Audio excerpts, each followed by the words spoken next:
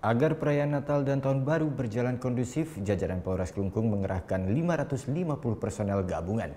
Tak hanya di objek-objek wisata dan tempat ibadah, penebalan pengamanan juga dilaksanakan di masing-masing desa adat dengan menggandeng pecalang setempat.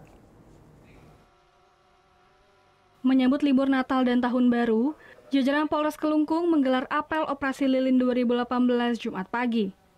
Apel ini diikuti oleh sejumlah unsur seperti pihak kepolisian, TNI, Pramuka, BPBD, dinas terkait hingga pecalang desa adat.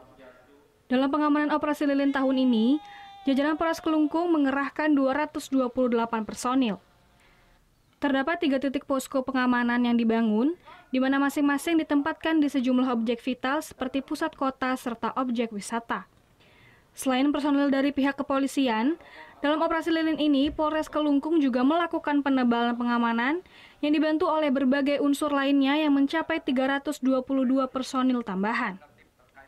Tak hanya difokuskan di objek wisata dan gereja, pengamanan juga diintensifkan di masing-masing wilayah desa adat dengan menggandeng pecalang desa setempat. Tentunya ada beberapa sasaran dalam kegiatan pengamanan ini, khususnya adalah rekan-rekan kita yang melaksanakan ibadah Natalan, termasuk juga masyarakat pada umumnya yang melaksanakan wisata ataupun berlibur karena bertepatan dengan agenda libur nasional, di samping juga anak-anak sekolah yang sudah mulai liburan sekolah.